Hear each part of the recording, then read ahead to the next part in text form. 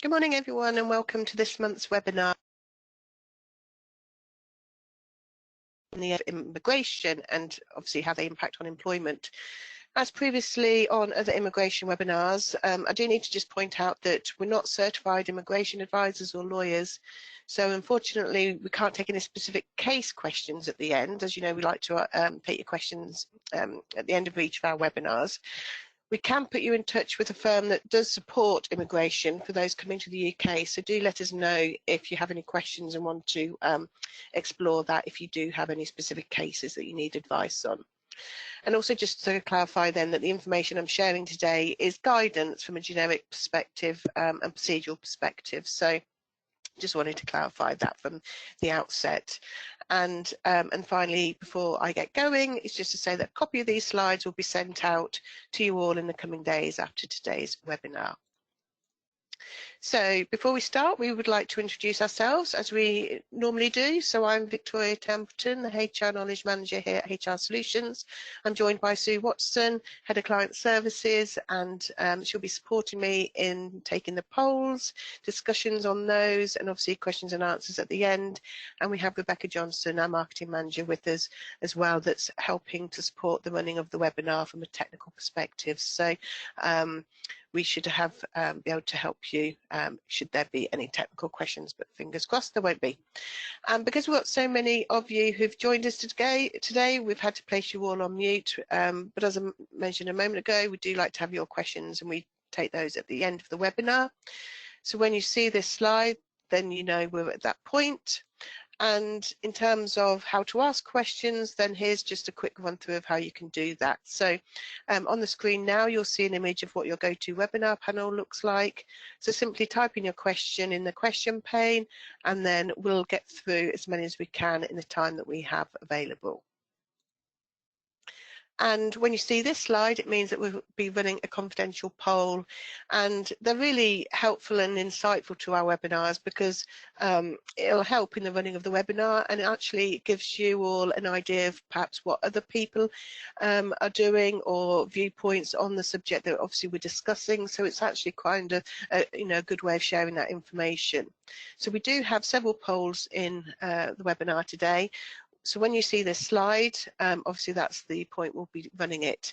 All I'd say is that if you want to participate, as I said, it's a confidential poll, then just make sure that you're not in the full screen mode because for some reason GoToWebinar doesn't allow you to take part when you're in that functionality. So we'll get going now, and I thought a good starting point was just to sort of have a reminder of where we are at in regards to immigration, given that we've now left the European Union, and sort of provide that summary for you. And then we'll get going. So I'll be going through what the immigration developments have been over recent months, as well as what's coming up. So just on that, when we diarised this webinar taking place, there were some expected developments to have already taken place by now, but unfortunately they haven't. But nevertheless, we'll still touch on those, share what those details are, but unfortunately we don't have full details on them, but we do include them. And then I'm going to talk about some practical tips that you may wish to take away with you for anything that's relevant to the updates that we cover off. And then we'll have your questions and answers that we'll take at the end. And then just to let you know that we've got a new webinar schedule, so I do want to sort of run through what those topics are. So do bear with us and find out what those are. So in terms of giving a sort of a brief summary and overview of where we are at, so obviously with Brexit we saw significant changes in relation to immigration. If we think about EU nationals that had been working and living in the UK at that point in time, because of Brexit, it meant that those EU nationals had to apply to the EU settlement scheme. It was by the 30th of June 2021, and that was extended actually, but they needed to do that in order to gain either pre-settled status or settled status after Brexit. So we had that application process in place, and for those that were granted pre-settled status, it meant that they were able to continue living in and working in the UK for up to 5 years. So there was a time limit on that.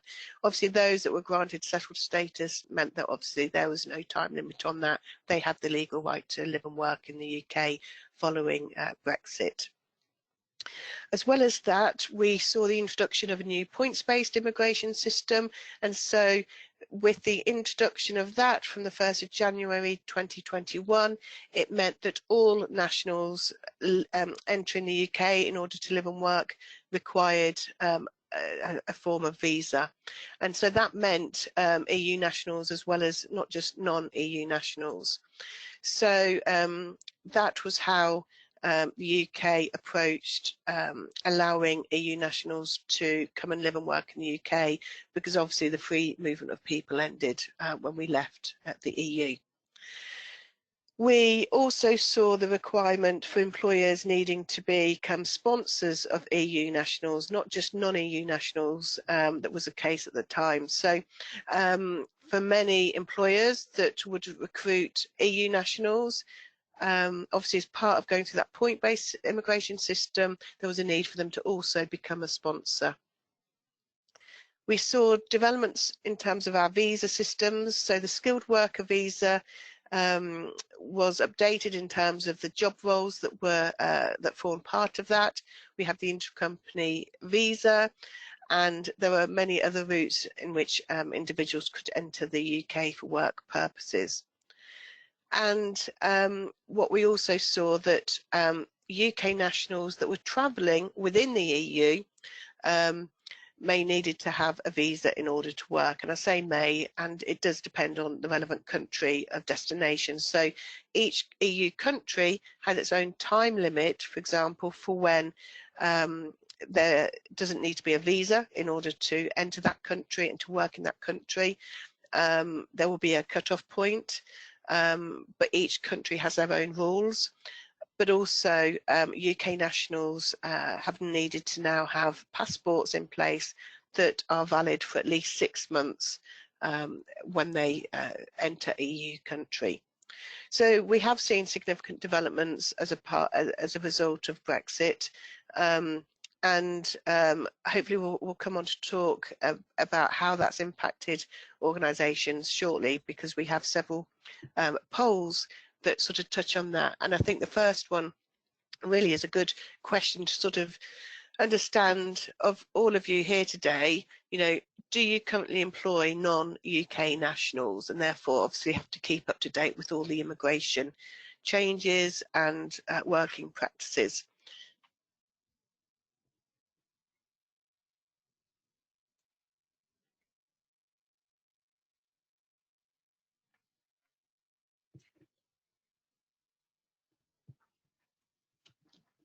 Just give that a couple more minutes. Yeah.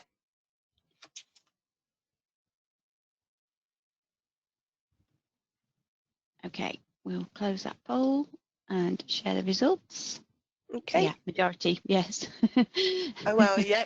Okay, I can see the results. Yeah, 93%. Okay, of you employ non-UK nationals. Okay, and then we have a second poll, and it's about dealing with immigration rules and processes. And if you can, you know, if you have had experience pre-Brexit and are able to sort of have a comparison, then just let us know. Do you think that it's become easier or harder to deal with immigration rules and processes?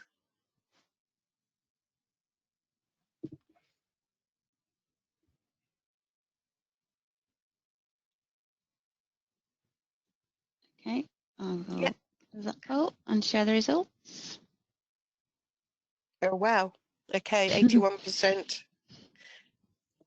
Yeah. And I I think guess that's what we suspected, isn't it? yeah. It does seem more complex. And there's quite significant changes as well, weren't there?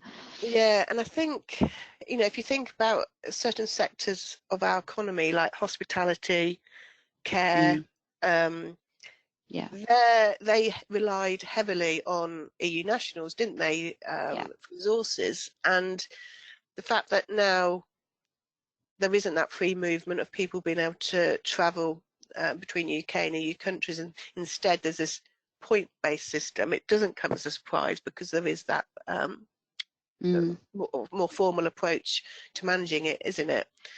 Yeah. But yeah, okay. And then we have a third and final poll in this section, and it's about really the extent to which the ending of free movement of people and the new points-based system has actually impacted your ability to recruit and fill your vacancies. So it should be a multiple answer question, so you can select as many.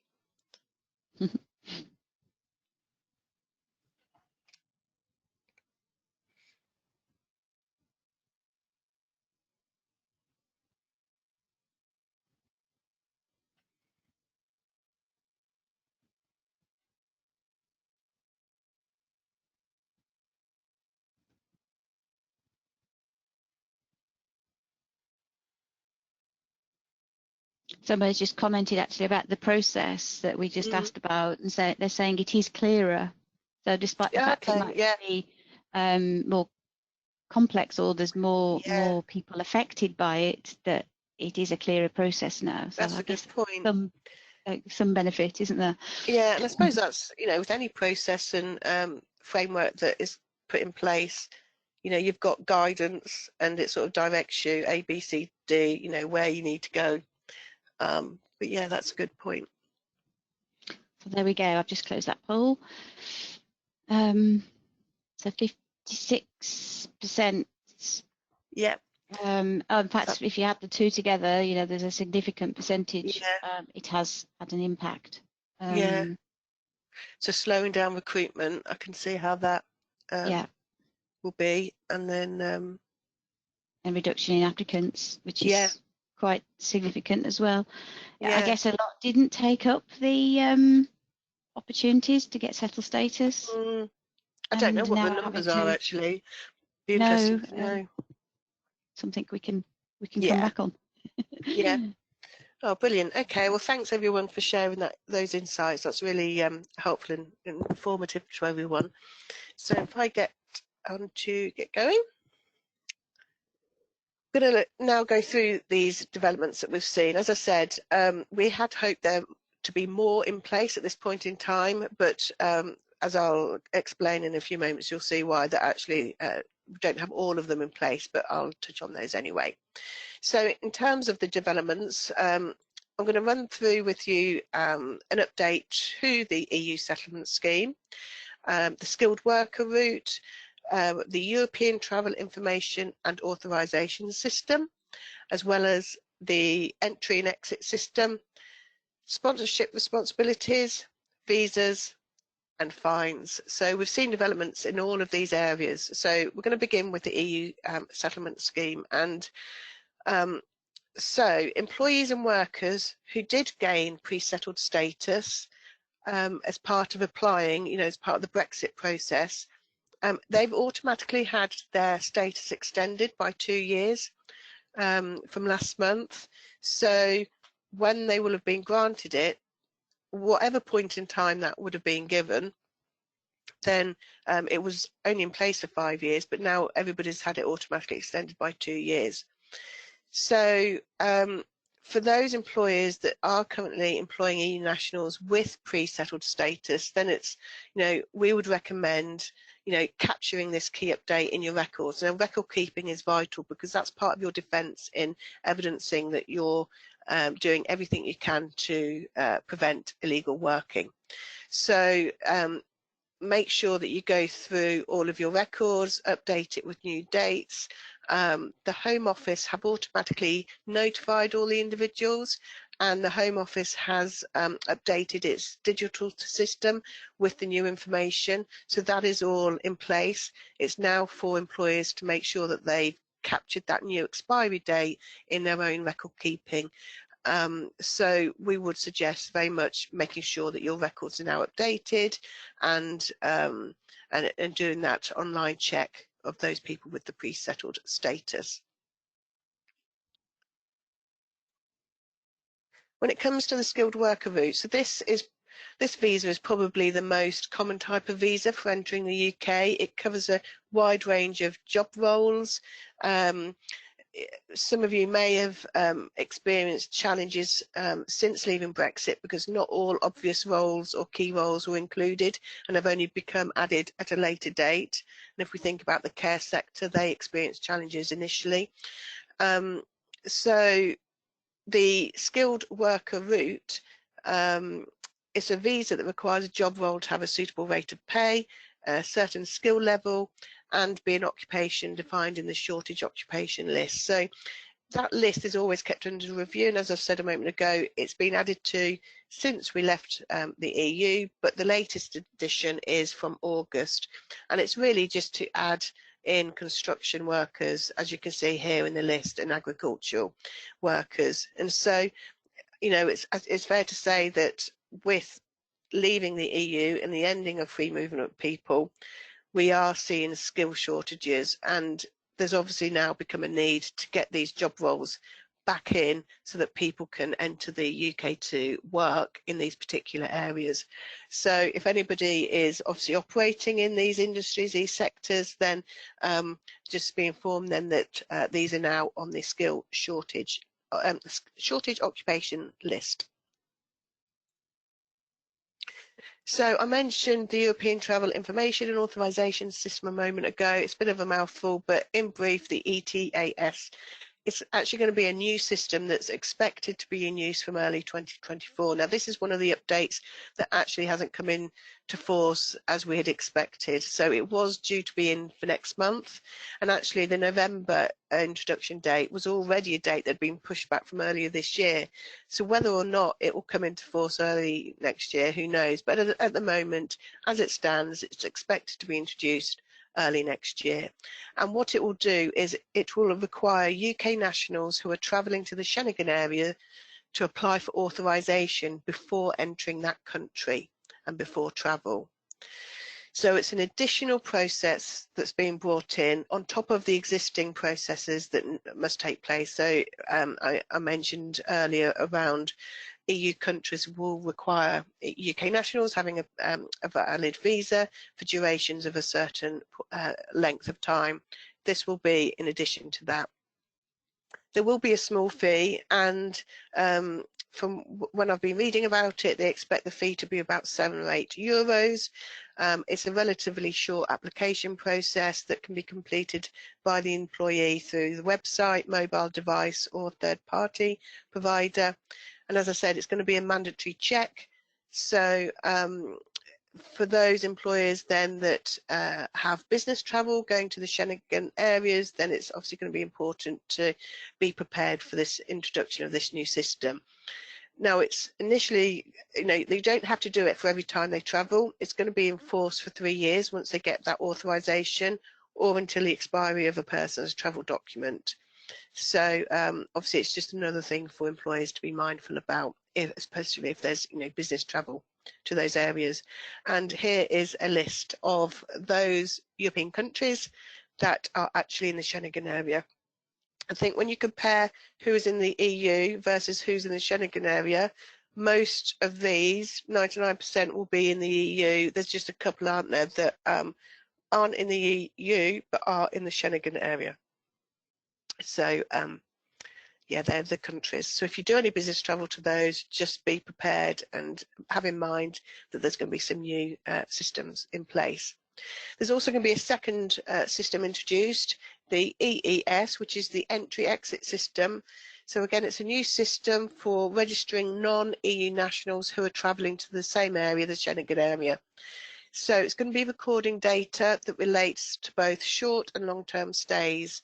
So for clarity, short-term stays are anything that's up to 90 days in a rolling 180-day period.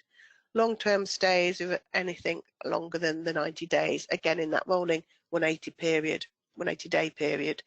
And currently there's a really useful tool available. I don't know if many of you know, but if you go on the European Commission website, there's a calculator, so you can check if you are an organisation that has lots of business travel, you can check where that individual is in terms of their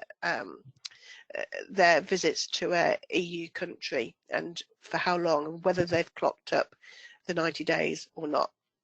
So that's a really useful tool. And then again, this was a system that was also due to come into force next month, and again had previously been intended for earlier this year, but it's been put back, and again it's going to be fingers crossed early next year that we get to see this introduced. So again, it's another system, another piece of administrative duties that will be placed on individuals for when travelling to the Schengen area. In terms of sponsorship responsibilities, so obviously a high number of you on the webinar do recruit from outside of the UK, and so you'll be a sponsor. So the government, the Home Office, have updated their guidance in regards to sponsor duties and being able to comply with their obligations. So you'll be familiar already that there's an existing obligation relating to reporting a change to a worker's circumstances, for example, their normal work location. So that already is in place, and obviously where there's a change in the normal work location, that notification to the Home Office has to occur within 10 working days of that relevant change or event. The latest guidance has given clarity because obviously employment has evolved. Since the pandemic, we're seeing more hybrid working, flexibility in terms of the way people work, and so the government have issued updated guidance to support this. Now, section 3 of the guide, in particular C1.19, now it says that an employer or sponsor is required to report a change when the worker is or will be working at a different site, branch, or office of the organisation, or a different client site not previously declared, or the worker is or will be working remotely from home on a permanent or full-time basis with little or no requirement to physically attend a workplace. And then it also gives the option or requirement, sorry, that the worker has moved or will be moving to a hybrid working pattern. Now, I've highlighted in pink because I think for me it still raises questions about, you know, yes, there is a lot of flexible hybrid working, that a lot of it is formalised, but there's also a lot of ad hoc hybrid working and flexibility, and it's at what point you need to report it.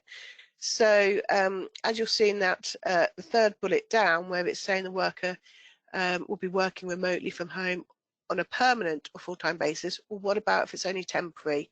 What if it is, you know, just on a part-time arrangement? You know, working remotely isn't necessarily always 100%. There's normally a sort of a blended approach with coming into the office and working from home or somewhere else remote.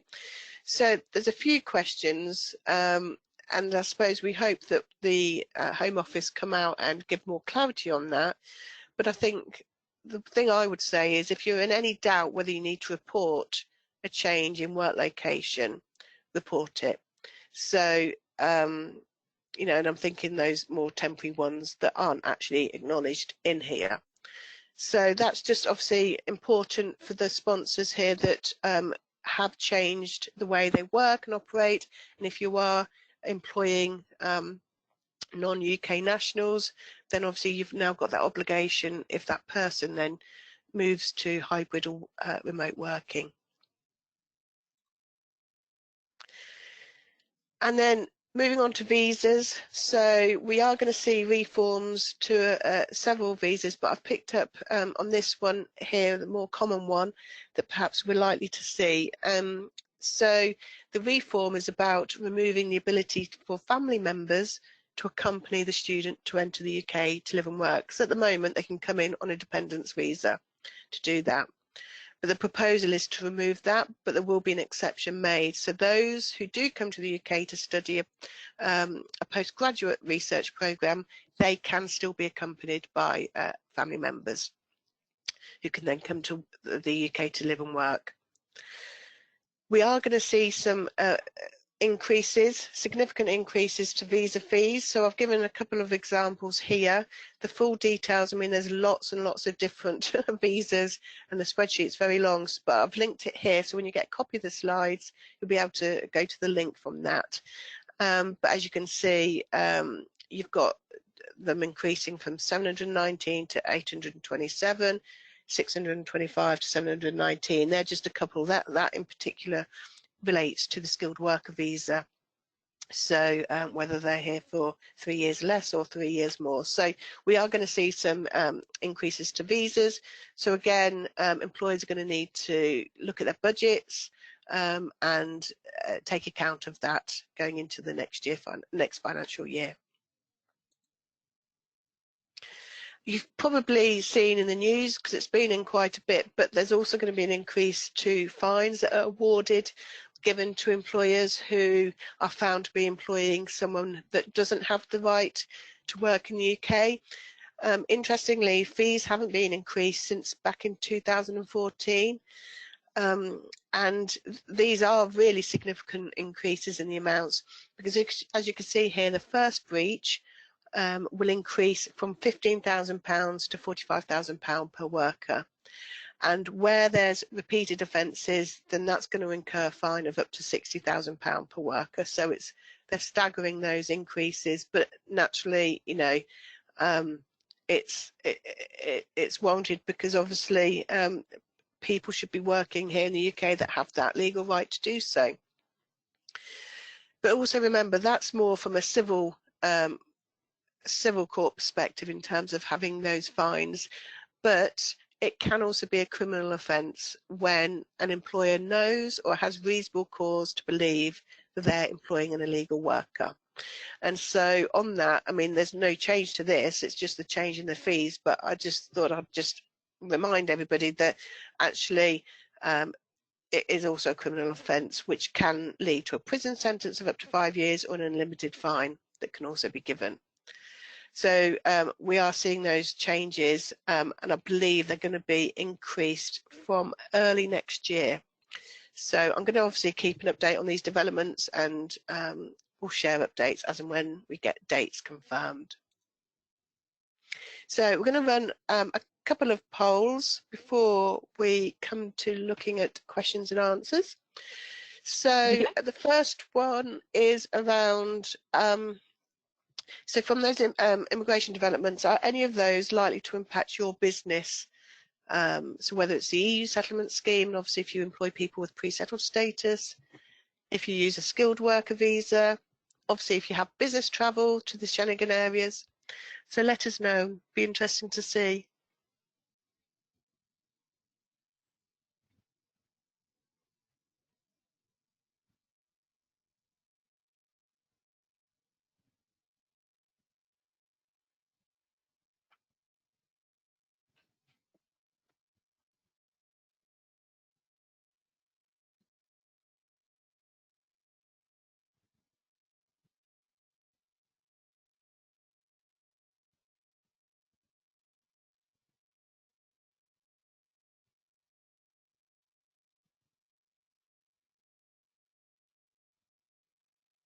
Okay, shall I close that and share those results? It's interesting just to see, and for all of you, hopefully it's interesting to see that you're all probably in a similar boat with having to keep up to date with these. So half of you obviously employ people with the pre-settled status. There's a lot of you that have the skilled worker visa, business travel. Yeah, so half of you expect that your business travel to be impacted. And interestingly, the changes to the reporting of work location, because that's obviously all new, isn't it? Because obviously it's only really come about the last couple of years on the pandemic, isn't it? About I think we're becoming more flexible as from an employment point of view, aren't we? And it's interesting to see that in there. In fact, somebody commented that a lot of the European employees actually went back to their countries after Brexit and decided not to go back to the UK. So that might be one of the challenges of the the EU settlement scheme, you know, those who didn't participate in it, were because they decided not to come back. To return. Yeah. A lot of people after, because it coincided, didn't it, with the pandemic, if I remember. Yes. It was one big blur at the time, two massive employment challenges. And I think as well, people made life choices, didn't they, on the back of the pandemic? I'm not just talking about people wanting to return to the home country, but even, you know, people leaving employment altogether to care for family members and things like that. So, yeah. Interesting. Absolutely. I'm now going off on a tangent. So I'll just move on to the next one, which is about how we're going to deal with these changes. I guess procedurally, everybody's going to have to change their procedures to take on board everything, but they do seem to issue a lot more guidance these days, don't they, on when they make these changes, although we haven't had it yet, but I guess they're waiting for the confirmation of the implementation date for some of them.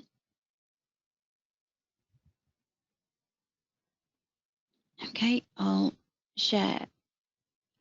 close that poll and share those results. Yeah.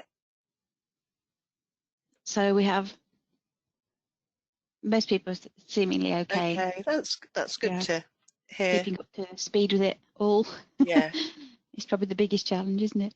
Yeah. And not very confident, 24%. And, you know, there's a lot of help and support out there. I mean, you know, we obviously provide lots of information on our main website, that articles and things you can read and help you, or you know, training and stuff like that. So yeah. Okay. Okay, I'll hide that one. Thank you. Back to you. So before the questions and answers, I'm just going to run through some practical advice then. So for those of you that have just, the 24% of you, hopefully this will help you, and even those that you are confident, hopefully it will help. So I think from a practical point of view, like I said at the outset, when you're dealing with the case and you need some advice, then you need to be speaking to those trained and competent in offering immigration legal advice. So that's the first thing to say. I mentioned a moment ago that we provide lots of information. There's a lot of free information on our website, but also we provide additional information to those of you who are our knowledge base subscribers. So we have many articles. So for those of you who aren't very confident, if you are a member of our knowledge base, then check out our articles. We have lots of guides, checklists, and provide that general guidance on recruiting from outside the UK.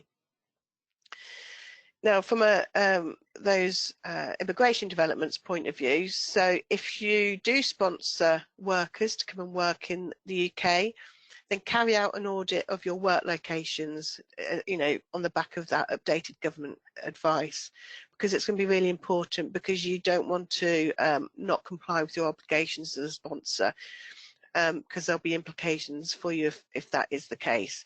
So run an audit of all of your non-UK nationals who are here on visas and that you're sponsoring, and then just do an audit and check about whether their work location has changed, and if it has, make sure you notify the Home Office.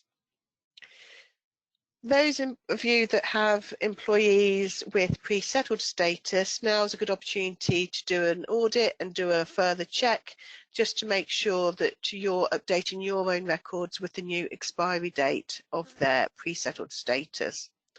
So when you do your right to work online checks, obviously you need your share code and the date of birth of the individual, and then you can just go and get confirmation from the screen, from the system, of their new expiry date, and then you can update your own records and obviously keep evidence of that check, because then if you're ever audited by the Home Office, that you can show that you're you've got it all in hand, that you're on top of ensuring that you're doing everything you can to prevent illegal working.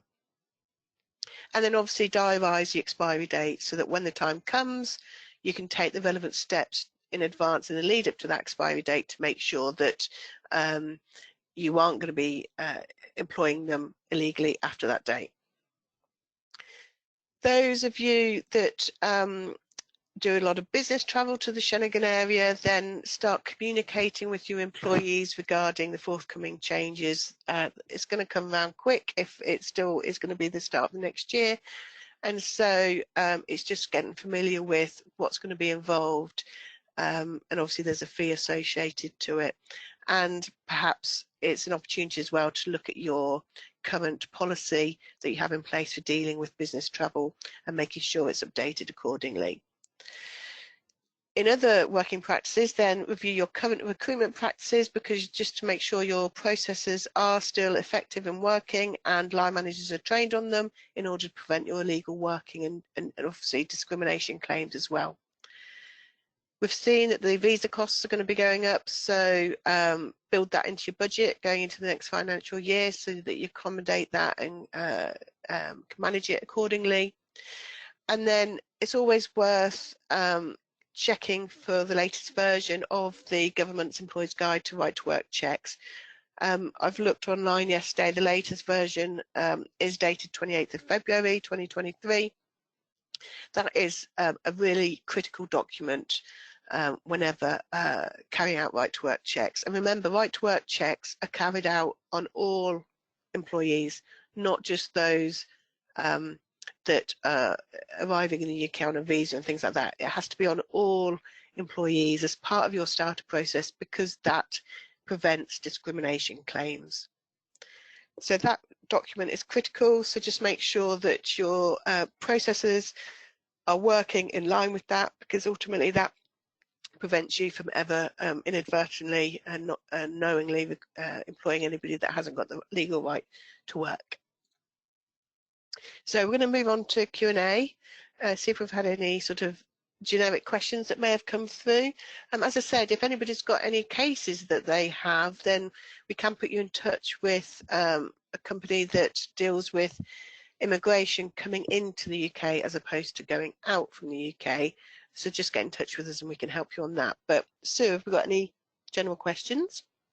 We have a few. I'm not sure we can answer all of them, but we'll have a go because not all the details are available yet. But do you know if or how ETIAS would work for the aviation industry? Do you know whether pilots and cabin crew would need to apply when travelling for work? That's a really good question. Isn't it? I'm not sure. Yeah. Do we know?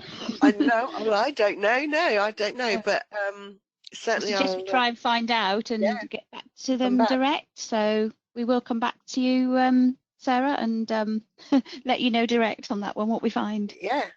Good question. So, and I guess similarly, if you travel for vacation, will you need the visa for the Schengen areas? Yeah. Yeah. It applies for all, does it? Yeah. Yeah. Sorry. It's all travel, isn't it? Whether it's business all travel, or personal. Yeah. And then somebody who they've got a member of their staff who's Indian, and when they go back to India on holiday, they like to take a month but work 2 weeks while they're out there. Is that something that needs to be reportable? I think it's is it under? So well, we've got weeks? that 90-day thing, haven't we? Yeah. I would say it's worth just checking. So each country is going to be different in terms of what rules they set out for how long somebody can be in the country without a visa.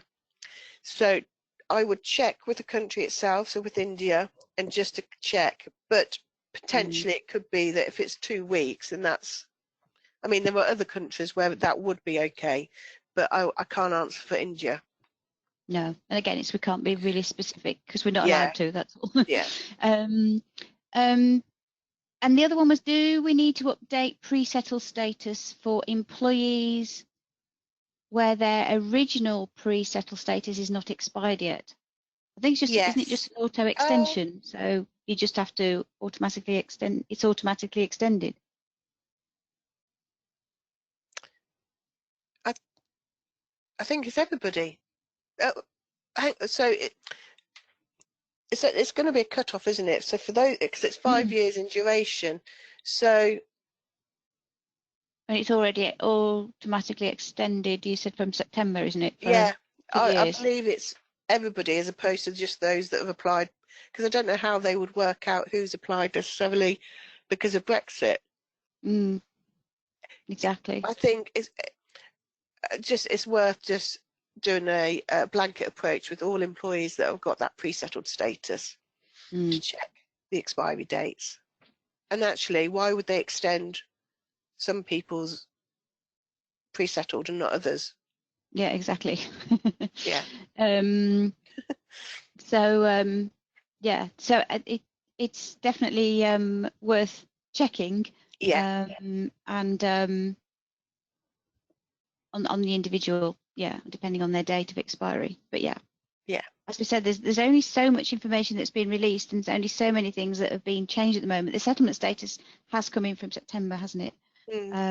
But it's the two new systems that are the ones that have still been waiting delayed. for, isn't it? Yeah. Yeah, and somebody said look at tax liabilities. Yeah, definitely. Yeah, which is you definitely do if it's if they're going to permanently live and work abroad. There are implications in the local country, and you do need to take advice and potentially use a local payroll company or an employer of record company. But also employment advice as well for that country, not just a tax advice. Yeah, it's not just it's not as straightforward. So yeah, there are a lot of implications if people permanently go to live and work overseas and still work for a UK-based company. So wherever it is, whether it's America or whether it's any other country. Yeah. And somebody's got a leaver that's going to another country, New Zealand in this case, and want to work part of their notice from there. What will be the implications? I think as long as it's not a very, very long notice period, and certainly within the 90 days. Yeah, then again, you'd need to check with the country. Okay. I'll check with New Zealand, if they have specific rules or any implications for tax and NI for a short period of time. Potentially not, but you would need to sense check it. Yeah. I think that's all the ones we can probably answer. Okay. And is the ETIAS and the ESS, do they apply to visitors into Schengen irrespective of the length of stay? I think if it applies to holiday visas as well, then yes, it's just accessing the country, isn't it? Yeah.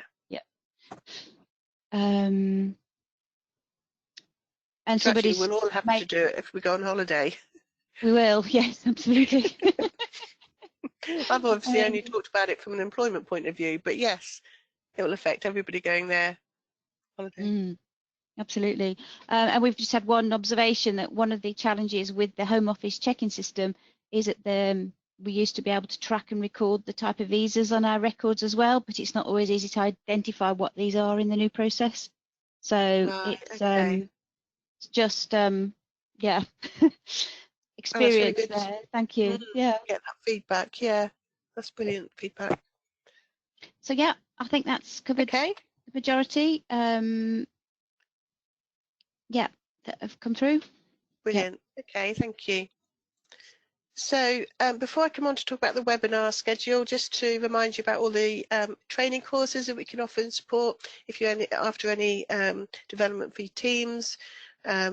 We do operate ILM level 3 and 5, and that's obviously a qualification in itself, and then some of our management courses are part of the CPD as well. So in terms of webinars, we've got a new schedule coming up. So next month, we're going to be looking at why robust employment contracts are key to business success. So I think, in recent years, we've definitely seen that shift in the way people are employed, and we're seeing a more modern way of working and more modern working practices. So in this webinar, we're going to be looking at how we need to make sure that our contractual paperwork and documents now support the working environment that many organisations are offering. So it's about making sure that you're using the right type of contract or agreement in order to improve your ability to recruit and retain, and you know, look at the different employment statuses as well between employee and worker and things like that. So we're going to be looking at employment contracts and how they can help your business moving forward. We're then going to look at, in December, and this is a very, it's always a popular one, what are the key trends for the year ahead in 2024? What do we need to look at? And we already know that 2024 is planned to be a massive year with the introduction of many pieces of employment legislation.